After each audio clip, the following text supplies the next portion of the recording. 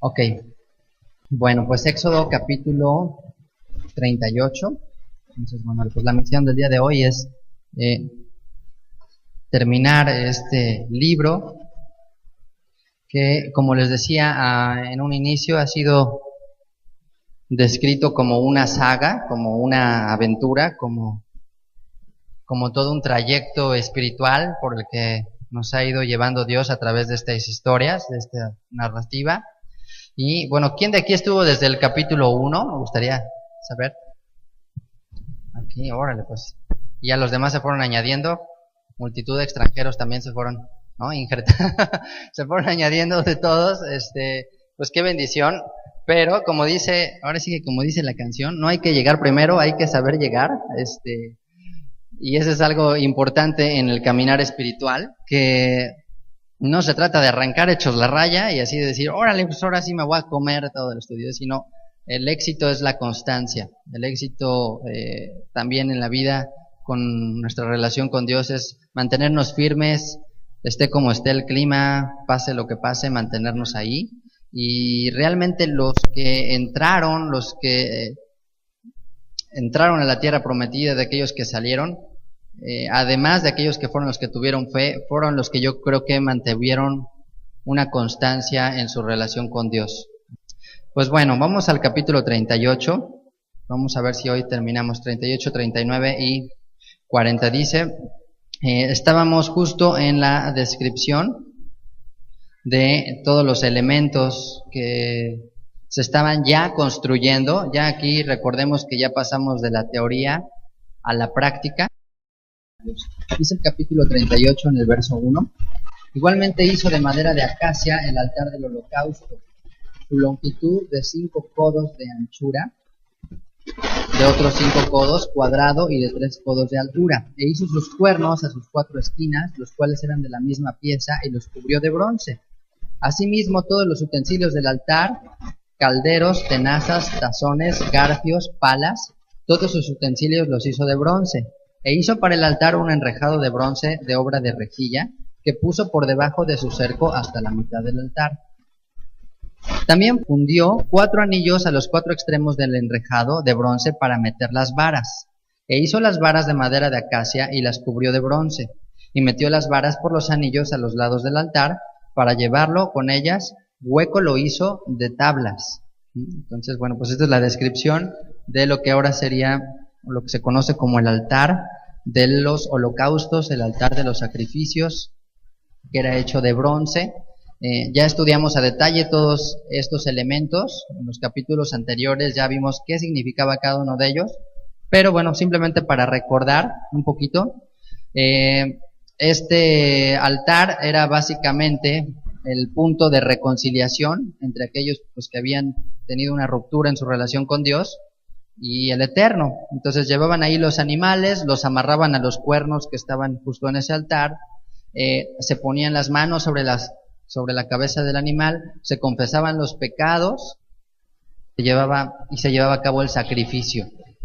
Entonces, recordemos, el altar es un símbolo de reconciliación. Y era lo primero, ¿se acuerdan? Que se veía cuando se entraba al Mishkan. Lo primero que una persona veía al entrar aquí era pues la altura que tenía, que era mucho más alta que los demás elementos, y que estaba saliendo constantemente fuego, porque todo el tiempo se estaban haciendo sacrificios, por lo menos uno en la mañana, por lo menos uno en la tarde, más todos los que llevaba la gente.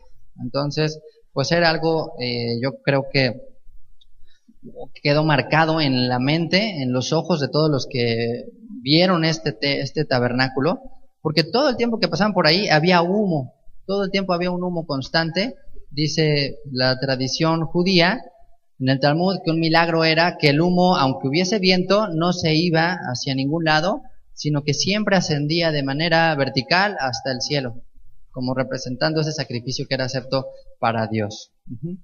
Y dice el verso 8, también hizo la fuente de bronce y su base de bronce de los espejos de las mujeres que velaban a la puerta del tabernáculo de reunión. Entonces, así como adentro de la tienda de reunión, nos dice que el candelabro o la menorá no tiene descripción en cuanto a las medidas, La fuente de bronce tampoco hay una descripción de las medidas y tampoco nos dice realmente cómo era. Entonces, bueno, hay diferentes opiniones sobre qué forma tenía. Algunos dicen que era más bien como una pileta, algo similar, otros lo ponen a un nivel mucho más bajo para que pudieran alcanzar a lavarse los pies. Sabemos que lo que hacían los sacerdotes antes de ministrar es que se tenían que lavar manos y pies, era parte del ritual, porque si no morían, dice ahí más adelante, que tenían el riesgo de no hacer esa purificación de forma correcta, se morían. Y este es el único mueble que nos dice de qué se hizo, nos dice de dónde se obtuvo la materia prima. ¿Se acuerdan de qué se hizo? Dice aquí, de los espejos de las mujeres. Entonces, bueno, esto nos hace ver que esta fuente representa también la palabra, que es el agua que nos limpia, representa al Mesías, que efectivamente es aquel que nos limpia de pecado y que nos permite entrar a una dimensión más profunda con Dios. Y es un espejo, porque dice el mismo apóstol Jacob, que la Torah es como una persona que se ve en el espejo. Ajá, eso es lo que representa entonces esto. Y como les decía, llama la atención, porque aquí sí se dice de dónde obtuvieron estos espejos. Entonces, en el caso de todos los demás elementos del oro, bueno, se especifica que brazaletes y arracadas y algunas cosas. En la plata no dice de dónde salió la plata, ahorita vamos a ver cuánto se juntó, tampoco dice del cobre, tampoco dice de lo demás. Pero aquí particularmente se hace énfasis en que era de los espejos de las mujeres. Entonces, bueno, en ese tiempo, el tener un espejo, si no era un lujo, era algo sumamente apreciado. Y bueno, ¿qué mujer de aquí, dígame, no tiene un espejo,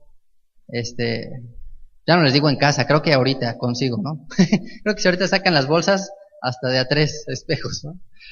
Hay un montón de espejos, las mujeres tienen muchísimos espejos. Entonces, bueno, ahorita dices, ay, bueno, pues si se trata de dar espejos para hacer, les digo, ¿saben qué? Vamos a construir una pileta, tráiganse los espejos, dice, pues tengo 8, ¿no? No hay problema, pues sacas el de la pintura de los ojos, ¿cómo se llama?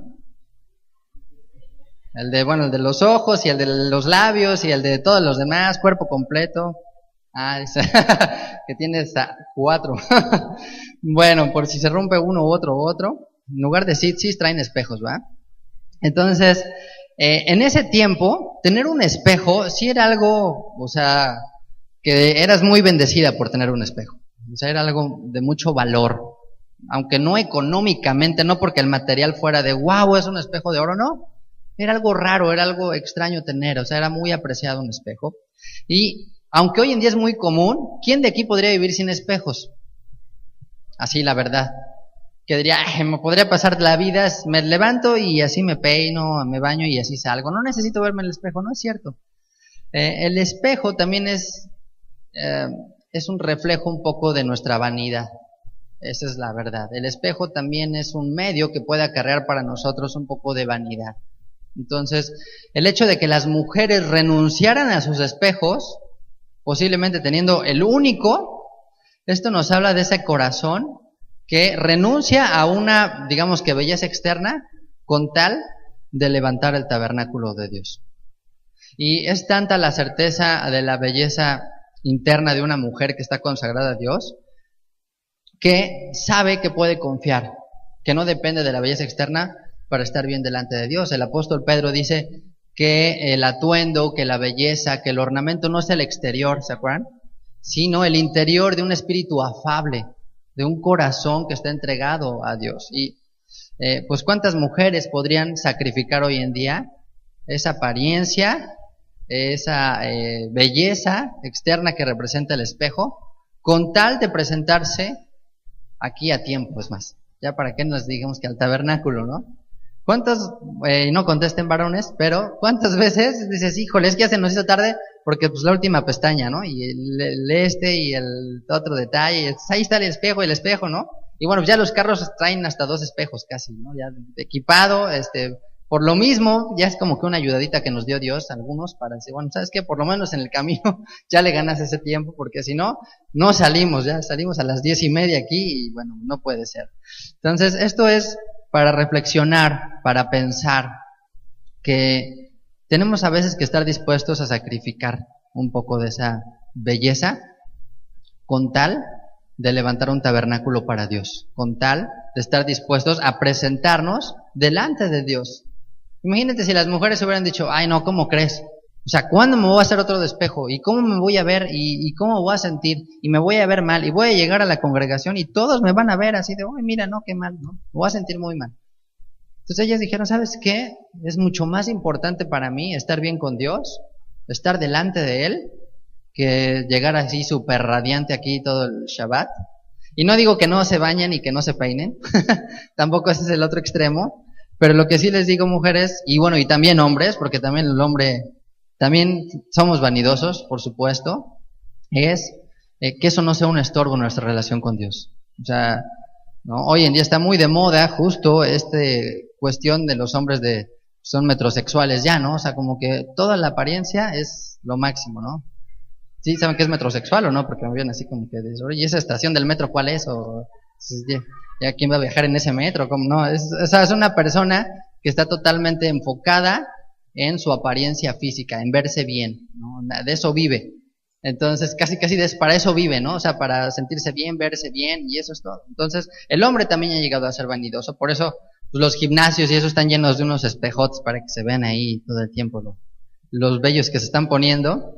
Pero aquí el tabernáculo tendría que tener este elemento, que tendría que implicar dejar algo que a lo mejor es importante para ti. Entonces, yo les invito, hombres y mujeres, que está lindo, es muy padre verles llegar así bien peinaditos, arregladitos, perfumaditos, talqueaditos y todo lo demás.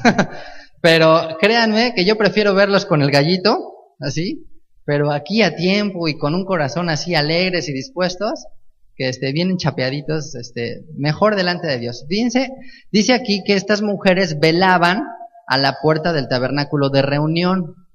No se especifica bien qué hacían, o sea, cómo que velaban. O sea, cuando pensamos que velaban, dice, se quedarían toda la noche ahí en la madrugada cuidando las cosas, no.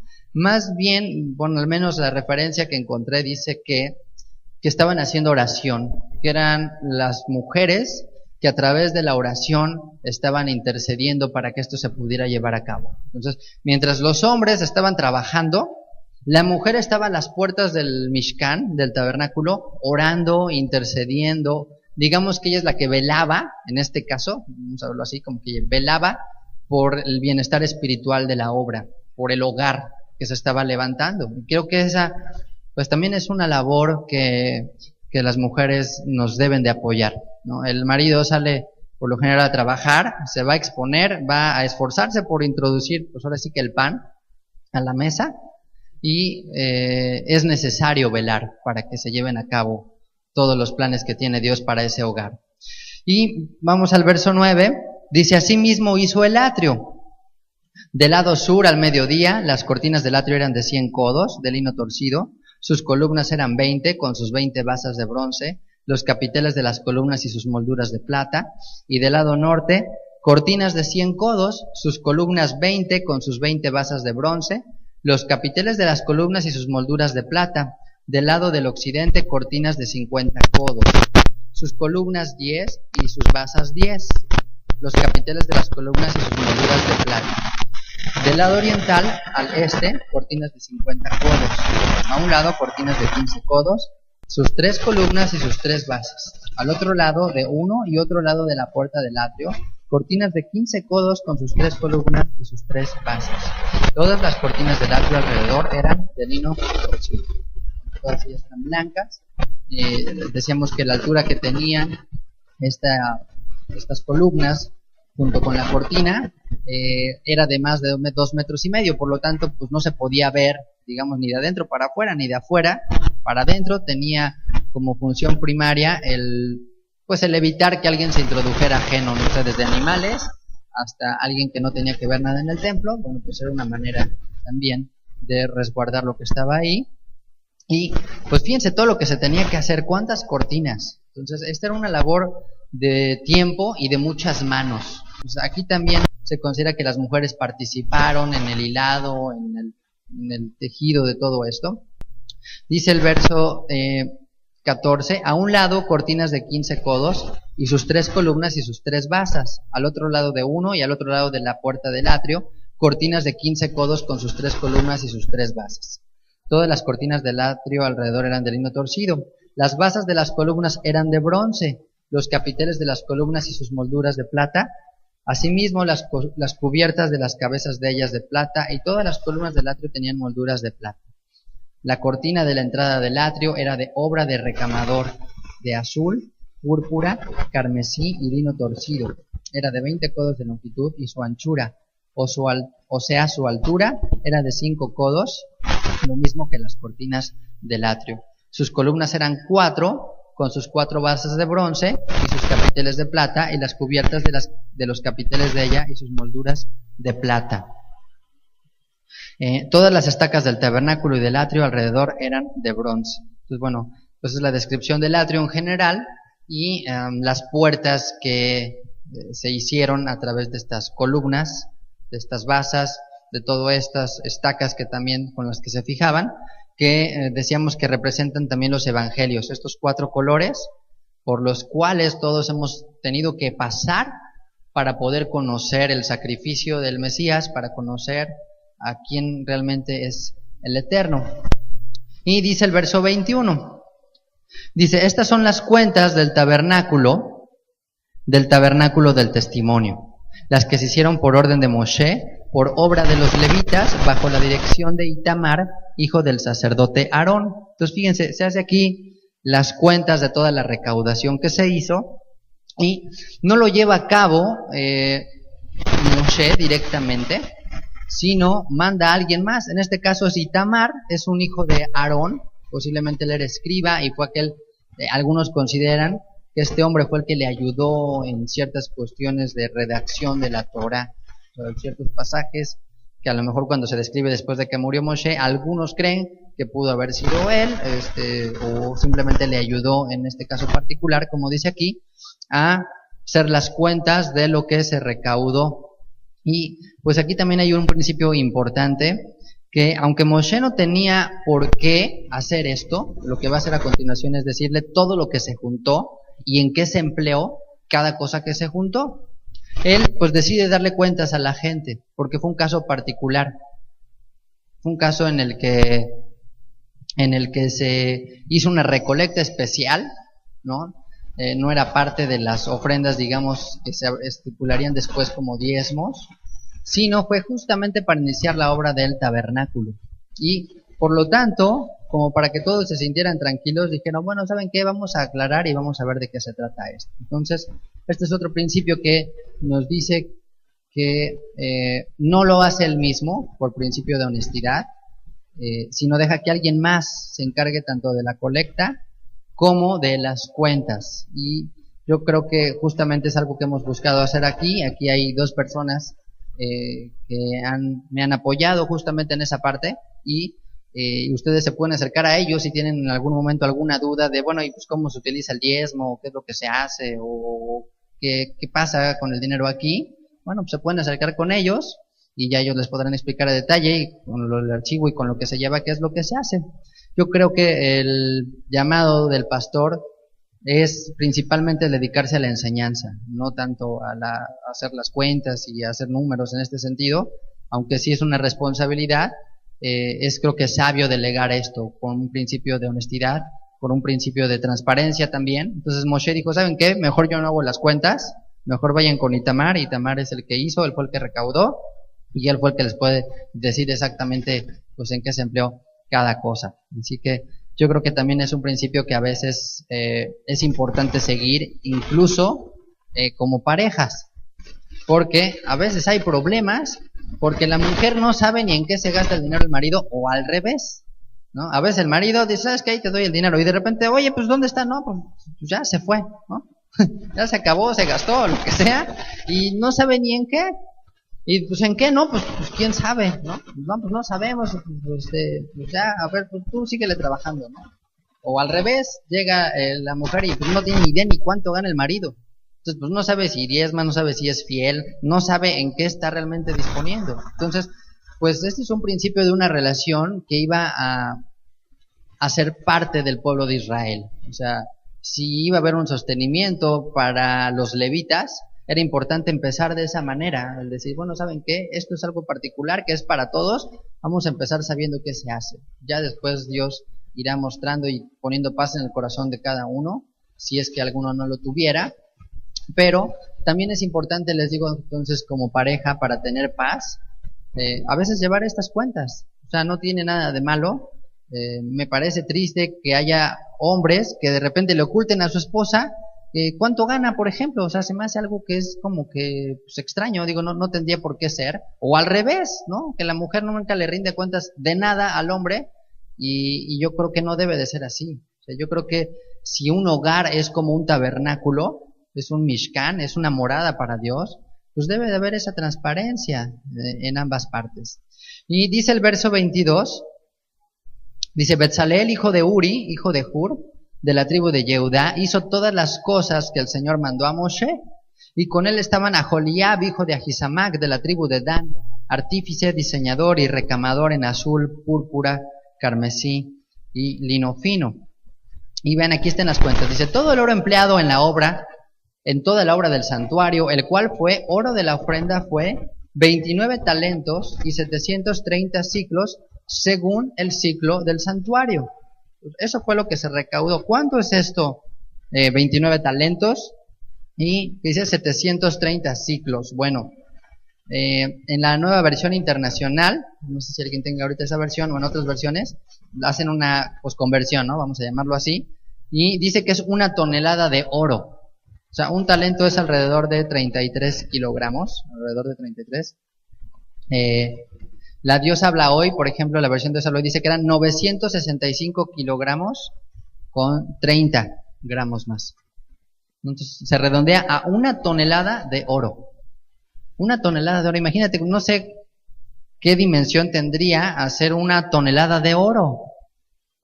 Entonces, bueno, ya leímos que, y más adelante lo vuelve a mostrar, que pues las maderas iban recubiertas de oro, las varas, la menorá, lógicamente, el arca de la alianza, o sea, el altar de oro, el altar del incienso. Pero 1 tonelada de oro es, pues no sé, no me lo imagino, honestamente. O sea, no tenía, evidentemente, ahorros, cuentas bancarias, cosas así. Salieron de Egipto, sí, con mucha riqueza, pero es algo sobrenatural. O sea, yo creo que aquí nos habla de que todo el mundo dijo, ¿sabes qué? Me despojo, pues casi de lo que tuviera. Dice que se juntaron de arracadas, de brazaletes, de anillos, de cosas así chiquitas. Pues imagínate juntar 1 tonelada de oro. Y pues ese es el amor que tiene Israel por Dios, ¿no? Les decía que esa generación, si bien no entró a la tierra prometida, Dios siempre le sostuvo. O sea, Dios por ese corazón generoso, nunca, jamás, en ningún momento de todo ese tiempo que peregrinaron, jamás les faltó algo que comer, jamás. O sea, los 40 años que estuvieron en el desierto, los 40 años cayó maná, ni un día falló Dios, ni un día se quedaron sin comer. Por eso les decía que lo que damos a Dios es una garantía, es la única inversión garantizada. Entonces dijeron, ¿sabes qué? Aquí está. Dios dijo, por esa fidelidad, aunque no entres tú, va a entrar tu hijo. Y no te va a faltar, tu calzado no se va a desgastar, las ropas no se van a desgastar.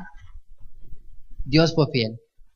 Dice, la plata de los empadronados de la congregación. ¿Se acuerdan que se hizo ahí un censo y dijeron, bueno, cada persona va a dar medio shekel? ¿Se acuerdan? Medio ciclo era.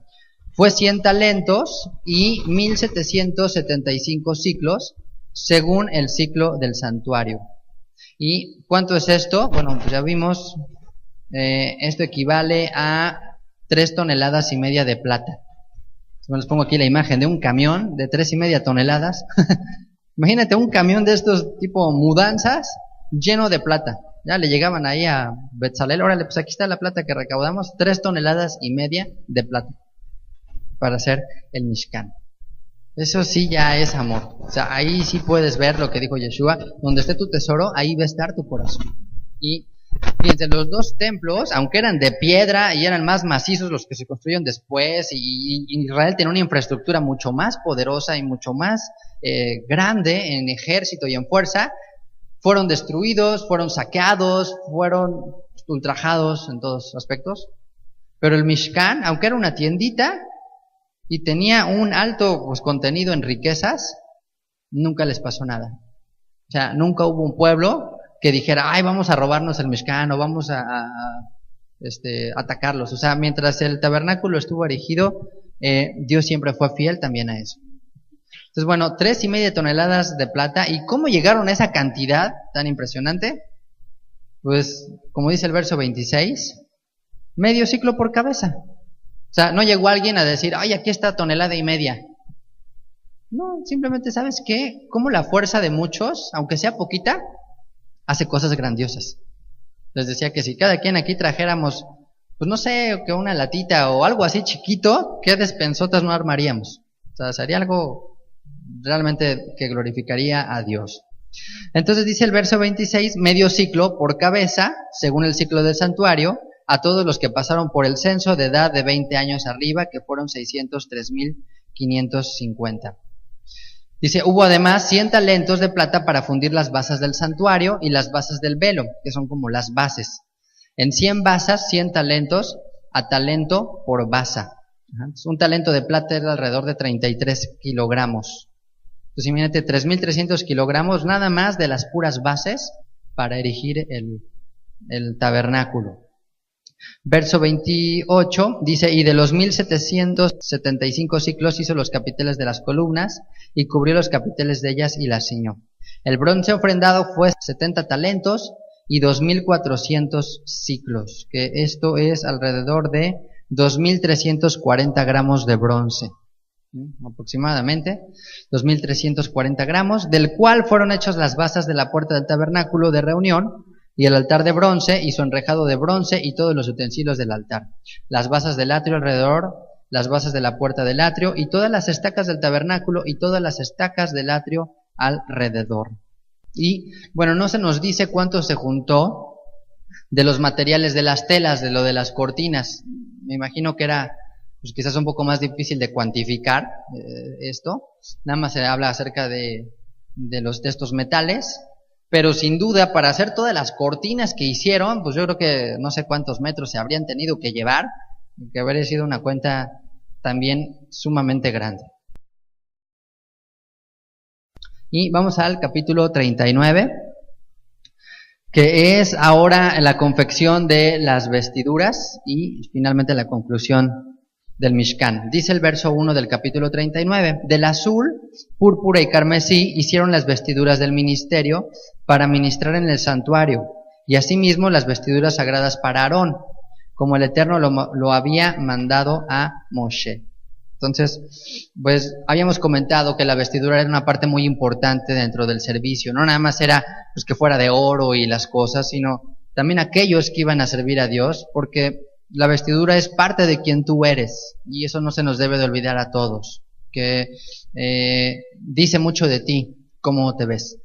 Incluso dice un dicho, ¿no? Que como te ven, te tratan, ¿no? Y en cierta medida, cierto punto tiene un poco de razón. No debería de ser, no deberíamos de juzgar en base a las apariencias, pero también proyectamos algo. Ese es un mensaje sin palabras que estamos dando continuamente. Entonces, bueno, pues tú ves a alguien con kipá, tú ves a alguien con tzitzis, pues inmediato apela a alguien. Ayer nos decía una persona que vio a una persona con kipá, y el simple hecho de verlo, dijo, ay, hoy es Shabbat, ¿no? O sea, como que le evocó ese recuerdo, esa parte de, oye, pues hoy es un día especial. Simplemente por verlo, nada más, eso le trajo a él la memoria de Shabbat. Entonces, el hecho de que la gente viera al sacerdote de esta manera, con esas vestiduras especiales, era una manera de que él se enfocara a las personas, no en su vestuario en sí, sino en el Eterno, en la santidad que debía de reflejar. Entonces, pues este rol que iban a llevar Aarón y sus hijos también tenía que reflejar. Y ¿se acuerdan que había 6 piezas que llevaba el sumo sacerdote? Que era el pectoral, el efod, el manto, la túnica, la mitra y el cinturón, y vamos a irlos viendo. Dice, hizo también el efod de oro, de azul, púrpura, carmesí y lino torcido. Ajá. Dice, y batieron láminas de oro y cortaron hilos para tejerlos entre el azul, la púrpura y el carmesí, y el lino con la labor primorosa. Hicieron las hombreras para que se juntasen y se unían en sus 2 extremos, Y el cinto del efod que estaba sobre él era de lo mismo, de igual labor, de oro, azul, púrpura, carmesí y lino torcido, como el Señor lo había mandado a Moshe. Esta frase que dice aquí, como el Señor lo había mandado a Moshe, vamos a ver que se repite varias veces.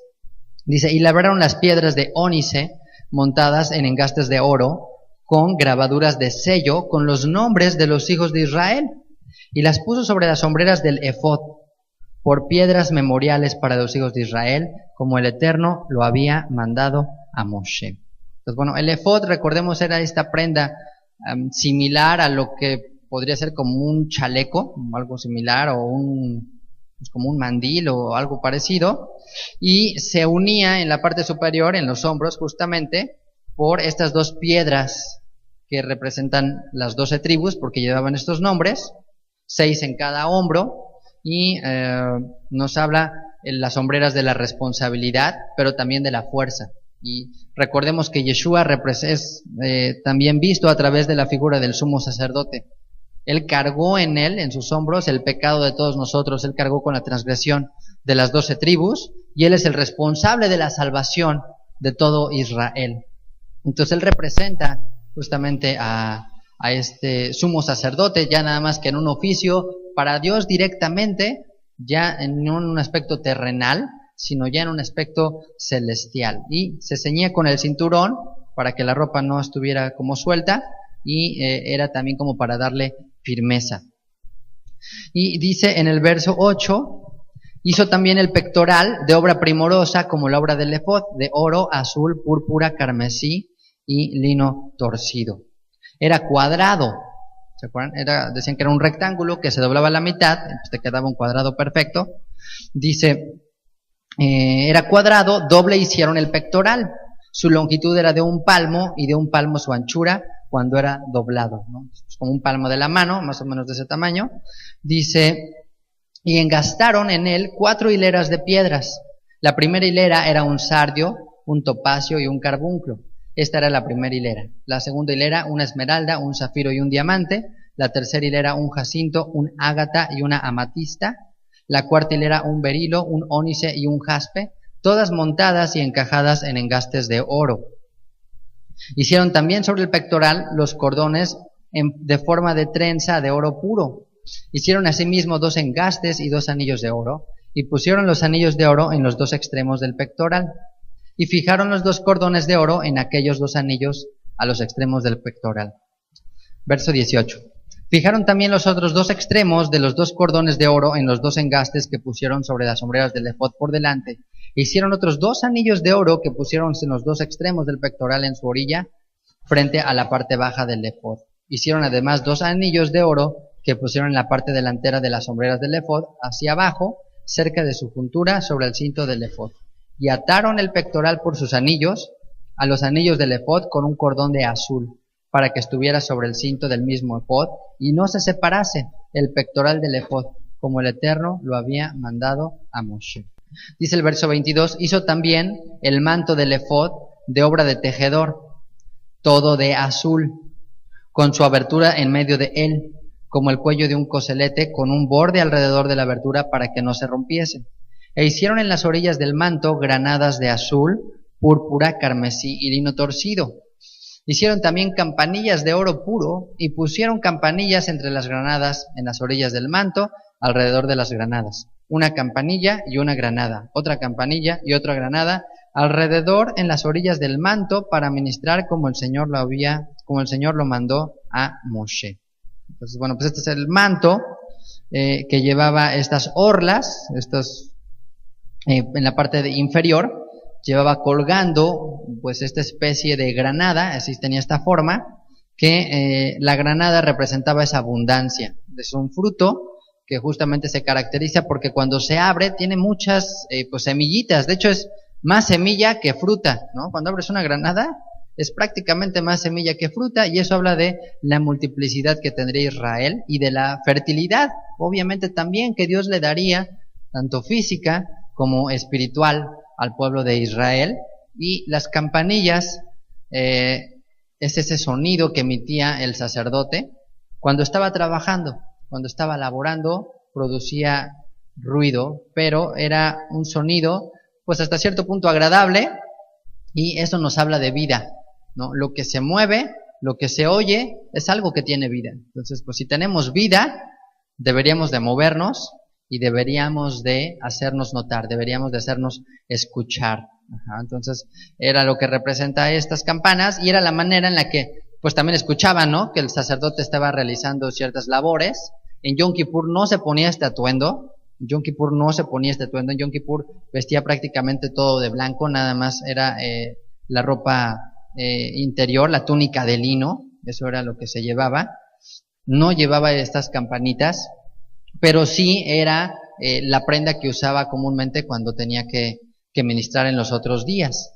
Ajá. Y el azul, todo de azul, que era pues lo también muy llamativo, representa porque esta investidura venía del cielo, ¿no? El azul es el color celestial, y el llamado del sumo sacerdote tenía que venir de parte de Dios. No podía decir alguien, yo me autoproclamo sumo sacerdote, o yo me pongo de sumo sacerdote, que fue lo que empezó a darse años después, ya para la época del segundo templo, que pues se compraba el puesto, y entonces pues ya casi aquí está tu uniforme y listo, ¿no? Entonces la vestidura sacerdotal era porque Dios era quien llamaba a servir a este hombre, y era evidentemente pues de la tribu de Leví y temeroso de Dios, y muchas otras especificaciones que se daban para que pudiera realizar este oficio. Entonces se hacían estas borlas en el manto, y representaban la abundancia, representaban la vida también.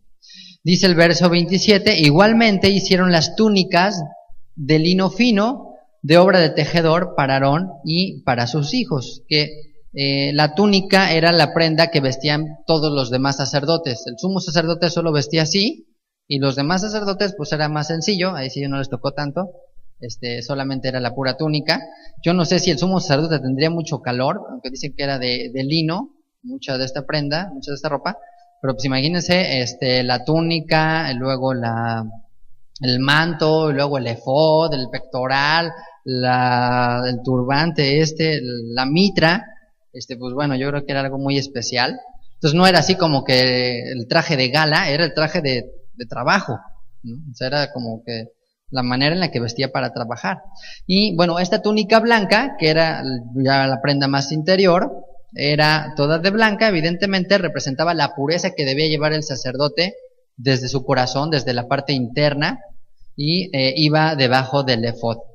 Dice el verso 28, asimismo la mitra de lino fino, y los adornos de las tiaras de lino fino, y los calzoncillos de lino torcido. Entonces pues también la ropa interior, también los calzoncillos eran de lino, que dice el verso 29, también el cinto de lino torcido, de azul, púrpura y carmesí, de obra de recamador, como el Eterno lo mandó a Moshe. Hicieron asimismo la lámina de la diadema santa de oro puro, y escribieron en ella, como grabado de sello, santidad a Yud Hei Bab Hei. Esa era la marca, el sello que llevaba el Cohen Agadol aquí en la frente, y que todos veían, y que todos invocaban, decían santidad a Dios. Entonces, recordemos que el sumo sacerdote también es como un prototipo, en pequeñito, él de manera individual, de todo Israel. Entonces, el sumo sacerdote era como la muestra de lo que debía de ser todos los israelitas. Todos los israelitas tenían el llamado de estar santificados a Dios por medio de la Torá. Entonces, el ver al sumo sacerdote era una manera de recordar, de decir, oye, somos santos para Dios, estamos consagrados para Dios. Yeshua, asimismo, también como nuestro sacerdote, él fue consagrado en todos los sentidos, solo que en lugar de llevar una mitra así de oro, se le puso una corona de espinas, como un símbolo de cargar nuestro pecado para que nosotros pudiéramos participar de esa santidad.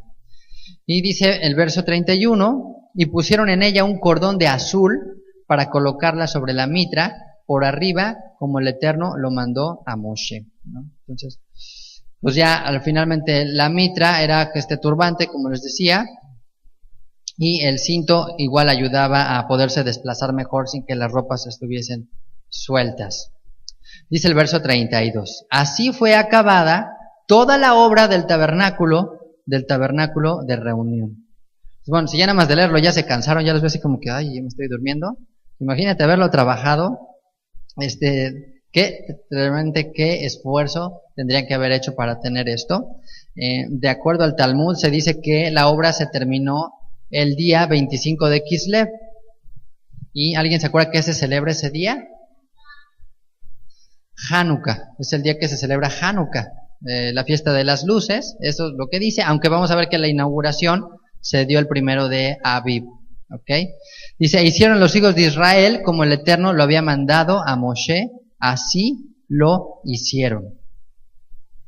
Dice, y trajeron el tabernáculo de Moshe, el tabernáculo y todos sus utensilios, sus corchetes, sus tablas, sus barras, sus columnas y sus basas. Ajá. Entonces, ya que terminaron todos los elementos, se los llevan a Moshe. Y esta frase que se repite y se repite y se repite una y otra vez, así fue acabada conforme el Señor le había mandado a Moshe, es una manera también de recordarnos que debemos de hacer las cosas como Dios nos las pide.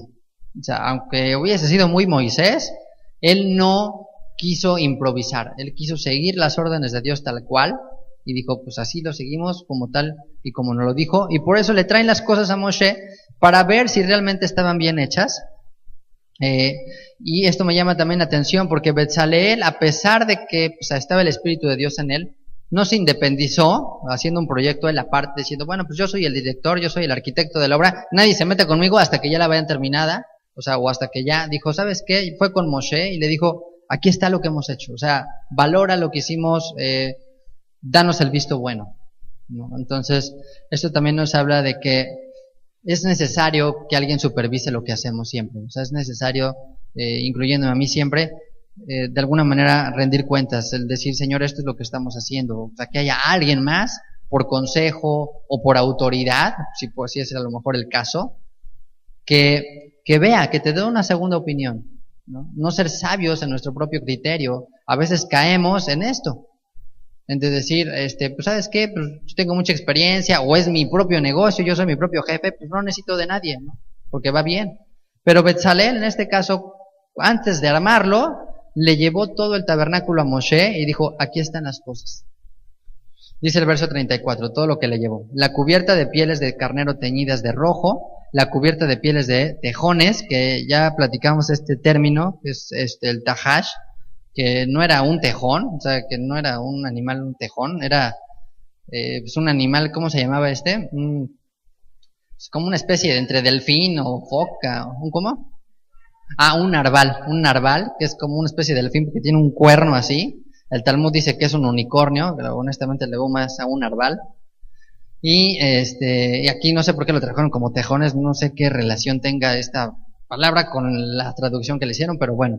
Dice, el velo del frente, el arca del testimonio y sus varas, el propiciatorio, la mesa, todos sus vasos, el pan de la proposición, el candelero puro, sus lamparillas, las lamparillas que debían mantenerse en orden, y todos sus utensilios, el aceite para el alumbrado, el altar de oro, el aceite de la unción, el incienso aromático, la cortina para la entrada del tabernáculo, el altar de bronce con su enrejado de bronce, sus varas y todos sus utensilios, la fuente y su base, las cortinas del atrio, sus columnas y sus basas, la cortina para la entrada del atrio, sus cuerdas, sus estacas y todos los utensilios del servicio del tabernáculo de reunión, las vestiduras del servicio para ministrar en el santuario, las sagradas vestiduras de Aarón, el sacerdote, y las vestiduras de sus hijos para ministrar en el sacerdocio, en conformidad a todas las cosas que el Eterno había mandado a Moshe. Así hicieron los hijos de Israel toda la obra. Y vio Moshe toda la obra, y aquí que la habían hecho como el Señor había mandado,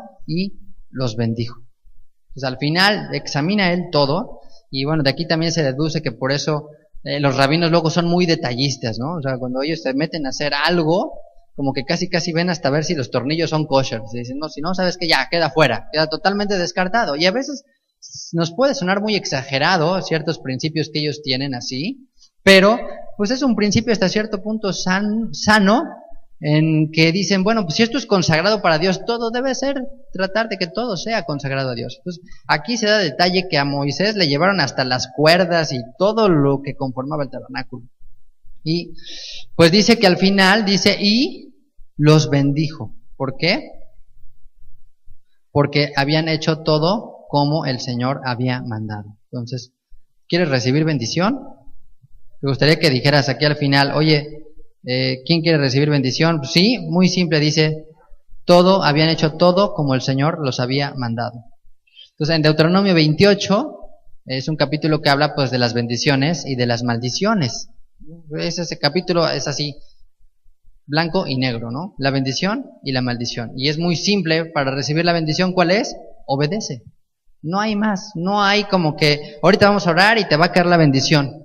No hay tal, no digo que no pueda darse por excepción, pero por regla, digamos, bíblica, lo normal es obedeces, vas a recibir bendición. Tan tan. Entonces, ¿queremos recibir bendición, sí o no? ¿Quién de aquí dice, yo quisiera recibir bendición hoy? Pues dice, vio Moshe toda la obra y aquí que la habían hecho conforme el Señor la había mandado. No hay más. Capítulo 40. Dice, ahora sí, el cierre. Dice, luego el Eterno habló a Moshe diciendo, en el primer día del mes primero harás levantar el tabernáculo de reunión. Y vamos a ver si ponen atención, si son atentos a leer y a ver cuántas veces aparece la palabra o la frase tabernáculo de reunión, el tabernáculo de reunión. Fíjense, ¿ok? Dice aquí el verso 2, en el primer día del mes primero harás levantar el tabernáculo de reunión. Pues el primero del mes es el mes de Aviv, el mes donde empieza justamente el ciclo de fiestas, el mes del principio de las fiestas que es Pesaj, y el principio del año, de lo que dice de acuerdo a la Biblia. Este será el principio de los meses del año, cuando salieron de Egipto. Entonces, fíjense cómo se marca el inicio del año en su relación con Dios es levantando el tabernáculo, ¿no? Levantando el Mishkan. Dice el verso 3, pondrás en él el arca del testimonio y la cubrirás con el velo. Meterás la mesa y la pondrás en orden. Meterás también el candelero y encenderás sus lámparas. Y pondrás el altar de oro para el incienso delante del arca del testimonio y pondrás la cortina delante a la entrada del tabernáculo.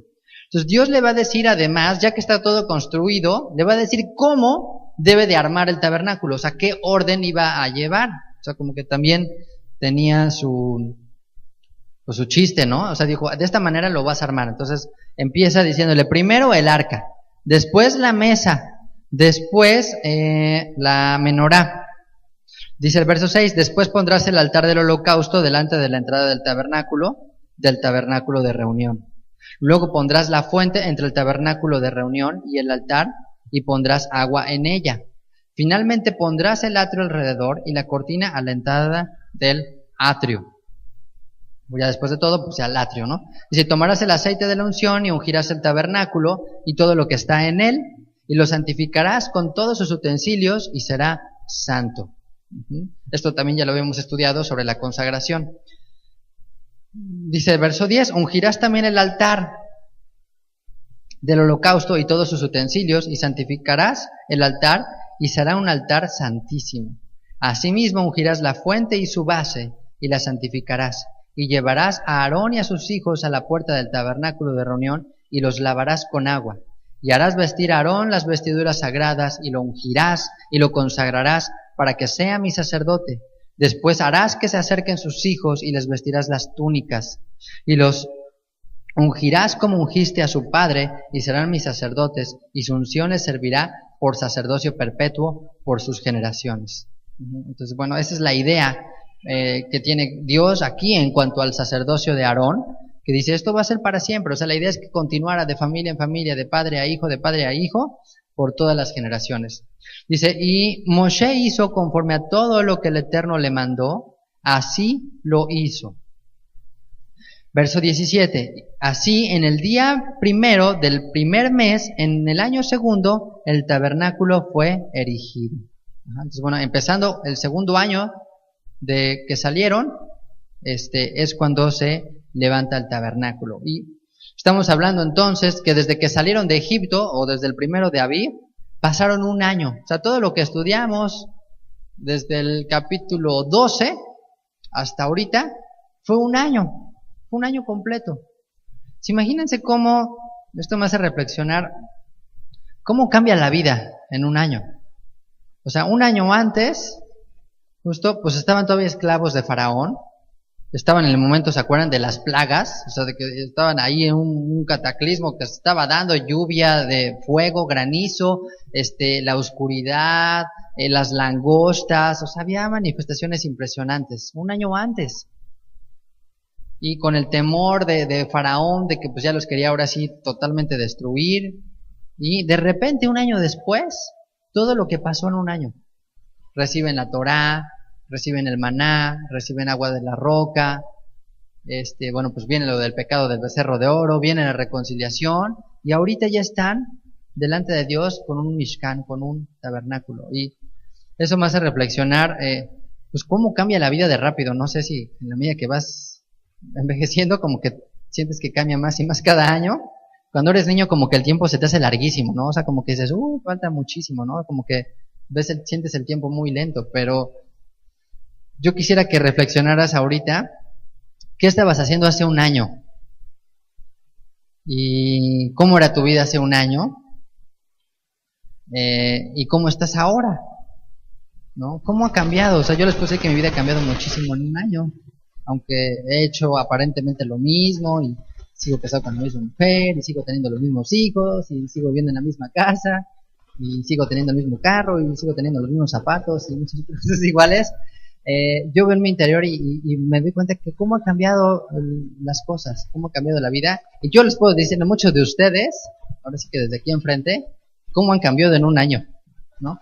Había gente que no sonreía y pues ahora ya sonríe, ¿no? Eso me da mucho gusto. Veo el crecimiento espiritual de muchos de ustedes, de gente nueva, también de gente que ya no está, ¿no? Es impresionante lo que Dios hace. A lo que voy es, la vida va cambiando cada vez más rápido. Entonces, hoy estamos aquí diciendo, oye, qué padre, estamos reunidos, y en un año, pues, quién sabe qué estamos diciendo, ¿no? No sabemos si estemos aquí, no sabemos en qué condiciones vayamos a estar, no sabemos si ya está el Mesías aquí, a lo mejor, se nos hace a lo mejor así como que, ay, ¿cómo crees? Pero, o sea, ¿tú crees que cuando estaban picando la piedra, si alguien les hubiese dicho, oye, en un año,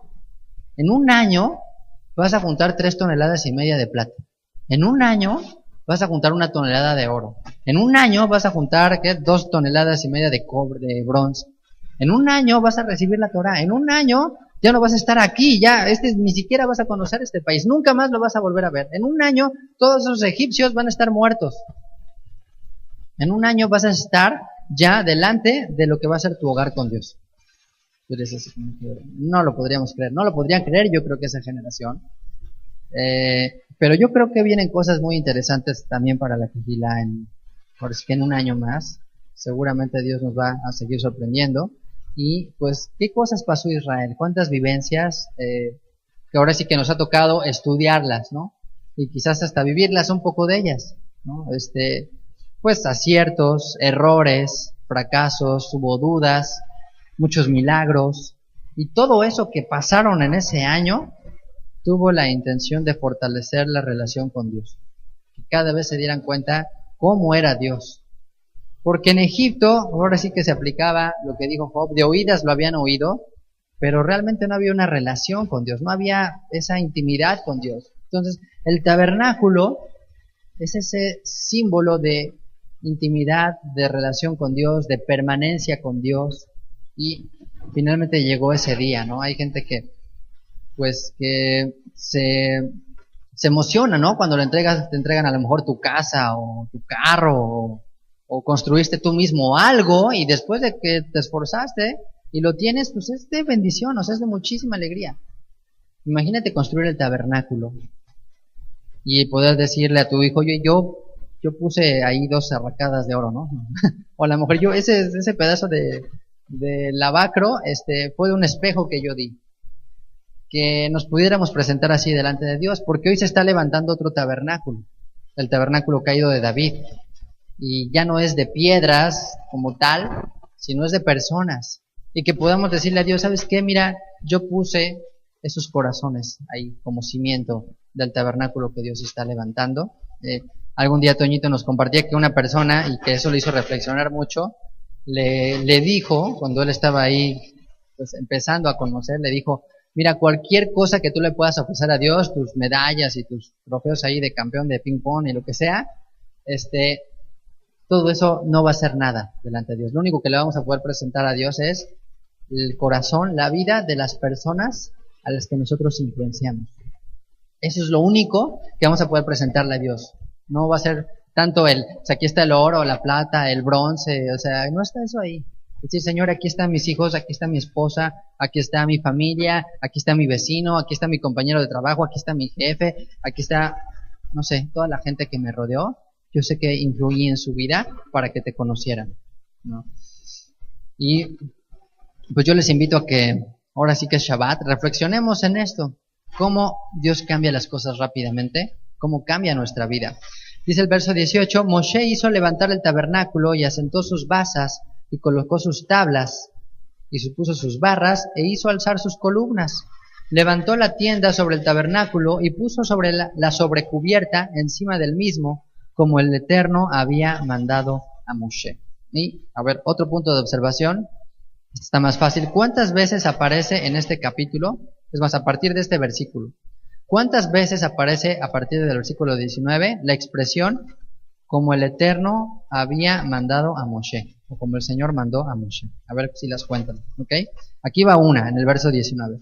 Dice, y tomó el testimonio y lo puso dentro del arca, así las tablas. Colocó las varas en el arca y encima el propiciatorio sobre el arca.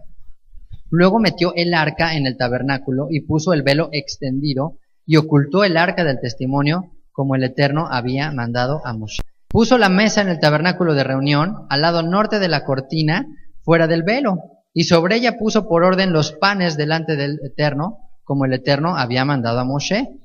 Puso el candelero en el tabernáculo de reunión enfrente de la mesa al lado sur de la cortina y encendió las lámparas delante del Eterno como el Eterno había mandado a Moshe.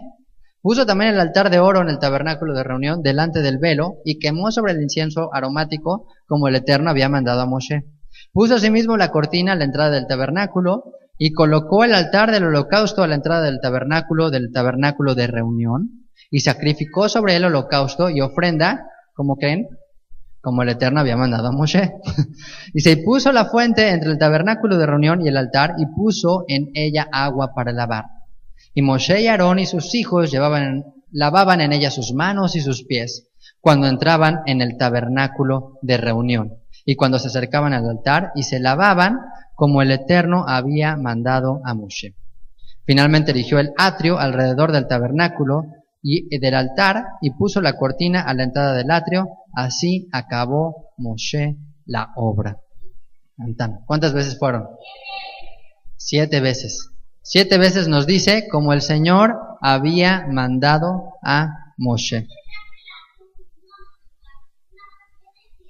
1 por 7, 7, exactamente. Entonces, ¿y cuántas veces aparece la expresión el tabernáculo de reunión? A ver, ¿quién les contó? No, más. Este muchacho la contó como 45 veces. No, ¿cómo? Como 25 veces.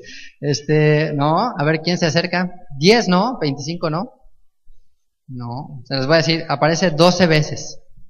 En el verso 2, en el verso 6, en el verso 7, en el verso 22, en el verso 24, en el verso 26, en el verso 29, en el verso 30, en el verso 32, en el verso 34 y en el 35. Hay uno donde aparece 2 veces.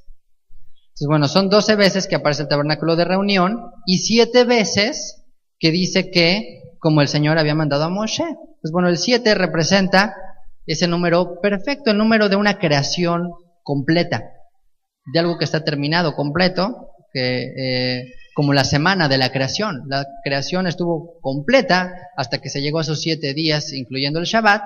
Por eso dice, así acabó Moshe la obra, porque la hizo como Dios le dijo, en las indicaciones que Dios le dijo. Y este tabernáculo de reunión que aparece 12 veces es porque representa las 12 tribus. Entonces, ¿qué quiere decir? Que el tabernáculo iba a ser la reunión de las 12 tribus de Israel. Hasta el versículo 35, la expresión tabernáculo de reunión, aparece 12 veces.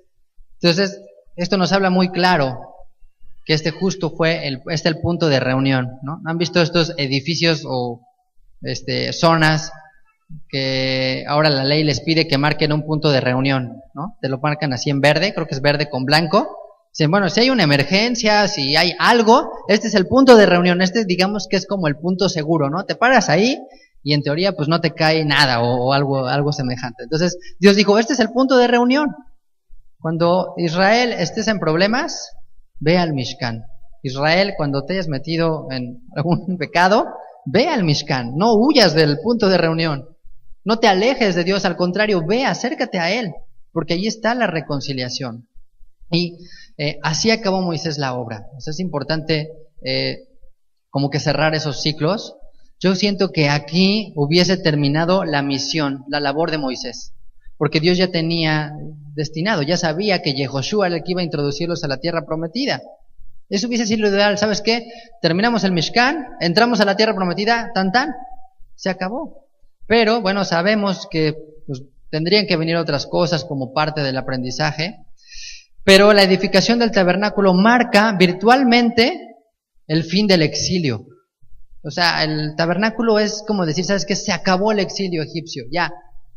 Se acabó la esclavitud. Esa es la manera de decir, terminé mi periodo en Egipto, hoy tengo una nueva relación con Dios. Hoy que estoy levantando este tabernáculo, el primer día del año, que os habla de una renovación, hoy empezamos una nueva vida. Y pues lo mismo sucede, ¿no? Cuando una persona se casa, levanta un Mishkan y es una nueva vida, empieza, es como su día 1 en su nueva relación con esta persona, y a partir de ahí tienen que seguir manteniendo, ahora sí que el tabernáculo no se iba a mantener solo, hay que trabajar y esforzarse para tenerlo. Entonces, en este caso, pues los solteros no salen de la esclavitud, más bien salen de la libertad para meterse a otro tipo de servicio. Los israelitas no, los israelitas salen de la esclavitud y bueno, pues sí, se hacen esclavos de Dios, pero con mucho mejores dividendos, ¿no? Entonces el Mishkan es una obra del trono de Dios y aquí se termina finalmente. Es un reflejo de esas 4 dimensiones donde Dios reina, incluyendo el tiempo, que es el Shabbat. Por eso el Shabbat se incluye en la obra del tabernáculo, no es casualidad. Dentro de todas las especificaciones del tabernáculo, el Shabbat forma parte del tabernáculo. O sea que no estaría completo el tabernáculo si no nos hubiera hablado del Shabbat, imagínate. Y ya comentamos, les leí un pasaje de la Mishnah de por qué se repite, por qué tanto énfasis en este tipo de especificaciones sobre el tabernáculo, porque es una invitación, además de profundizar en ellos, ejercitar un área de nuestro corazón y de nuestro espíritu que de otra manera no trabajaríamos. Y pues ya viene ahora sí que la conclusión del libro, en el verso 34, dice, entonces una nube cubrió el tabernáculo de reunión, aquí está la otra ocasión que se menciona, y la gloria del Eterno llenó el tabernáculo. La misma gloria que se veía en Sinaí, ahora está ahí, ¿no? Dice, no podía Moshe entrar en el tabernáculo de reunión, una vez más, porque la nube estaba sobre él y la gloria del Eterno lo llenaba. Cuando la nube se alzaba del tabernáculo, los hijos de Israel se movían en todas sus jornadas. Pero si la nube no se alzaba, no se movía hasta el día en que ella se alzaba. Porque la nube del Eterno estaba de día sobre el tabernáculo y el fuego estaba de noche sobre él a la vista de toda la casa de Israel en todas sus jornadas. Entonces, esto nos hablaba de que Dios era el que iba a darles la pauta de cuándo se tenían que mover y cuándo no. Y bueno, a mí me encantaría que se pusieran una de estas nubes, así arriba de mi casa, ahí en el departamento, y dices, ahora muévete para que ya sabes qué tienes que hacer, ¿no? Arriba del carro o algo, en la bici. Pero no es así. Dios nos ha dado su espíritu también para buscar esa dirección. Entonces, a veces hay tiempo de moverse y también a veces es tiempo de quedarse. A veces es tiempo de permanece, no te muevas. Dios va a hablar ahí donde estás, sentado, quieto, tranquilo. Aguántate ahí, quédate ahí. Y a veces, ¿sabes qué? Cuando veían que se empezaba a mover, pues rápido agarren sus cosas y listos a salir. Por eso pues, tenían que tener listas las varas que introducían en cada uno de los muebles, porque pues rápido se la tenían que llevar. Entonces, eso hablaba que también tenían que estar sus lomos ceñidos, o sea, dispuestos a salir en cualquier momento, como cuando salieron de Egipto. Y a veces así es la vida. A veces la vida espiritual también te invita, sabes que tienes que moverte, no puedes quedarte de, ya me estaciono aquí porque aquí nací o aquí viví toda mi vida y aquí me voy a quedar. Dios también te dice, ahora sí que observa la nube, porque puede ser de día o puede ser de noche cuando se mueva esta columna. Y esto representa justamente el amor de Dios por Israel. En el capítulo 33, si me acompañan, en el verso 12, con esto vamos a terminar. Dice, y dijo Moshe al Eterno, mira, tú me dices a mí, saca este pueblo y tú no me has declarado a quién enviarás conmigo. Sin embargo, tú dices, yo te he conocido por tu nombre y has hallado también gracia en mis ojos. Ahora pues, si he hallado gracia en tus ojos, te ruego que me muestres ahora tu camino, para que te conozca y halle gracia en tus ojos. Y mira que esta gente es pueblo tuyo. Y vean lo que le contesta Dios. Y dijo, mi presencia irá contigo y te daré descanso. Y Moshe respondió, si tu presencia no ha de ir conmigo, no nos saques de aquí. Así que ese fue como un estandarte en la vida de Moshe a partir de ahí. Dijo, Dios, yo no me quiero mover si tú no vas conmigo. Si tú no me acompañas, ¿para qué voy a salir? ¿Qué puedo hacer si tú no estás con nosotros? ¿Y qué le sucedió a los apóstoles cuando se fueron a pescar después de que Yeshua había resucitado? Pues les fue evidentemente mal, porque no estaban llevando el llamado que el Mesías les había hecho.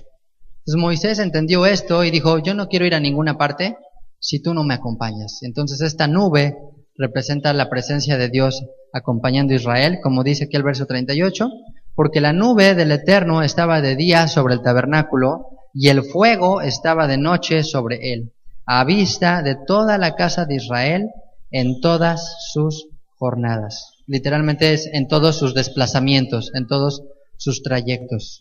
Pues es justo eso, que lo que dice la Biblia, el amor cubrirá multitud de pecados. El hecho de que la presencia de Dios los acompañara, quiere decir que Dios no los había dejado, a pesar del becerro de oro, Dios los iba a estar con ellos, y esto nos enseña que si vas a emprender un viaje, asegúrate de estar bien equipado, asegúrate de que el Eterno te acompañe, y si es así, puedes confiar en Él, Él te dará descanso, Él te acompañará y Él te hará llegar a tu destino.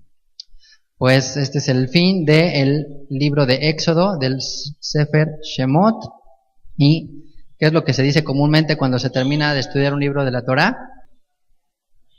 Hazak, Hazak, Benit, Hasek, que significa sé fuerte o esfuérzate y fortalezcámonos unos a otros. Así que, ¿qué es lo que sigue? Pues no se pierdan el libro de Vayikra o Levítico, ¿sí? Pues que Dios les bendiga y que nos permita esforzarnos más.